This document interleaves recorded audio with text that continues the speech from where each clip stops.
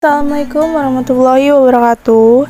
Perkenalkan, nama aku Julianti Permatasari dengan NIM 112010 563 dari kelas MA20 Cek 08 ingin mempresentasikan tentang sinopsis film Moneyball. Moneyball adalah sebuah film drama olahraga asal Amerika Serikat yang dirilis pada tahun 2011. Film ini disutradarai oleh Bennett Miller, sedangkan naskahnya ditulis oleh Steven Zaillian bersama dengan Aaron Sorkin.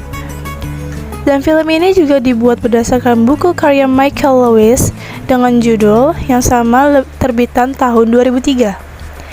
Film Moneyball ini mengisahkan tentang kisah seorang manajer sebuah tim baseball kecil yang bernama Oakland Athletic pada tahun 2002 yang berusaha mengumpulkan pemain-pemain buangan untuk membuat suatu tim yang tangguh.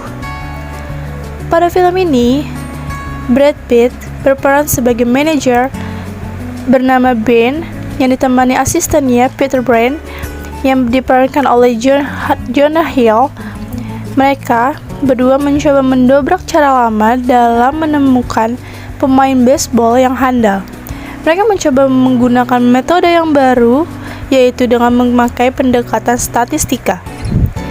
Pada tahun 2001, tim baseball mediocre Oakland Athletic mengalami kekalahan setelah menghadapi tim raksasa New York Yankees yang membuat Oakland Athletics gagal lolos playoff kejuaraan.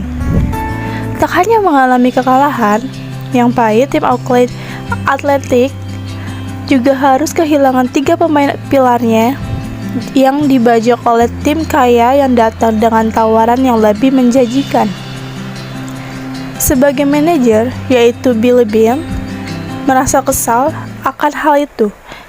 Dengan keadaan seperti ini, rasanya mustahil tim kecil mediocre tanpa dana besar bisa menang atas tim raksasa. Baik, selanjutnya kita akan melihat cuplikan. What do you do? I'm Special Assistant to Mark Shapiro. So what do you do? Mostly player analysis right now. Been on the job long? First job in baseball?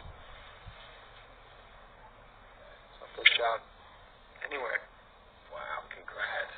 Thank you. First job. Whose nephew are you? Why does Mark listen to you? I don't think, I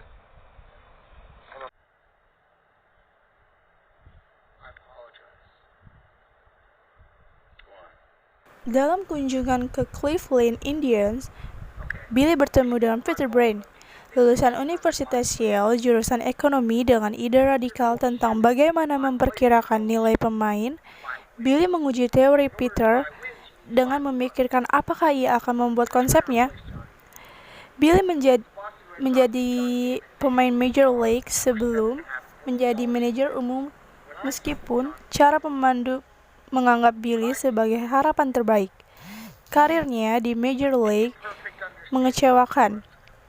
Peter mengakui bahwa ia tidak akan membuat konsepnya sampai putaran ke-9 dan menduga bahwa Billy mungkin akan menerima beasiswa perguruan tinggi. Terkesan, Billy merekrut Peter untuk menjadi asisten manajer umum Oakland Athletic. Awalnya para pemandu Oakland Athletics meremehkan dan kemudian bersikap bermusuhan terhadap metode sabermetric. Peter yang tidak biasa terhadap para pemainnya Grady Fusion secara agresif menentang Billy dan ia dipecat. Grady kemudian mengambil radio untuk mempertanyakan masa depan tim. Alih-alih mengandalkan pengalaman dan intuisi pemandu, Peter memilih pemain yang berbasis hampir secara eksklusif berdasarkan on-base percentage. Billy menandatangani pemain-pemain yang disarankan Peter seperti pitcher yang unique Kate Rayford, outfielder David Justice, dan catcher yang masih cedera Scott Hedrick. Peter juga menghadapi protes dari Art Howe, manajer Oakland Athletics, yang tidak setuju dengan filosofi baru tersebut. Art Howe mengabaikan strategi Billy dan Peter yang memainkan pemain-pemain favoritnya.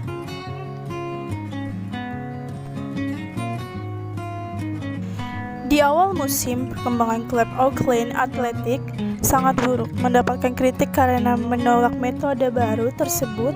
Sebagai kegagalan klub tersebut, Billy meyakinkan Art Howe untuk tetap mengikuti metode tersebut. Ia memindahkan satu orang first baseman, Carlos Pena, untuk memaksa Art Howe menggunakan Scott sebagai first baseman, mengancam untuk membuat kesepakatan serupa jika Art Howe tidak mau bekerja sama. Oakland Athletics menang 19 pertandingan berturut-turut dan membuat kemenangan beruntun dan terpanjang dalam sejarah Liga Amerika.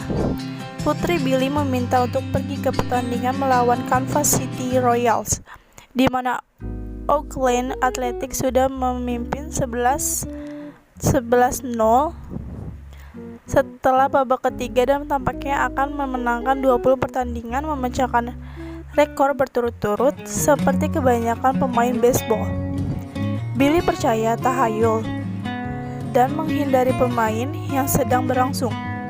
Namun, setelah mendengar beberapa pemain berlangsung di radio, ia memutuskan untuk pergi.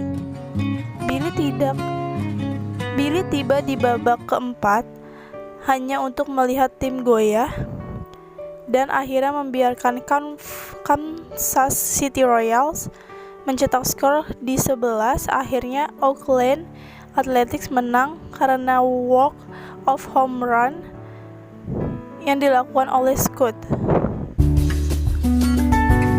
Setelah merayakan bagaimanapun, Oakland Athletics kembali kalah di akhir musim. Kali ini melawan klub Minnesota Twins. Billy kecewa, percaya bahwa tidak ada waktu yang singkat dari kejuaraan yang harus dianggap sukses. Ia dihubungi oleh pemilik Boston Red Sox yang menyadari bahwa metode sabermetric adalah masa depan baseball. Billy menolak tawaran sebagai manajer umum Boston Red Sox terlepas dari gaji $12,5 juta yang akan menjadikannya manajer umum dengan gaji tertinggi dalam sejarah olahraga. Ia kembali ke Oakland Athletics ketika sebuah epilog mengungkapkan bahwa 2 tahun kemudian Boston Red Sox memenangkan World Series 2004 dengan menggunakan metode yang dipelopori oleh Oakland Athletics.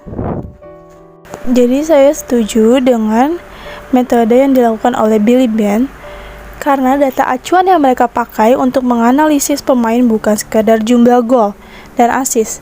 Data yang dipakai adalah data statistik lanjutan. Mereka memakai data tersebut untuk menilai seorang pemain berdasarkan posisinya. Lewat analisis data tersebut, Brentford mendapat pemain underrated dengan kemampuan bagus dan harganya murah.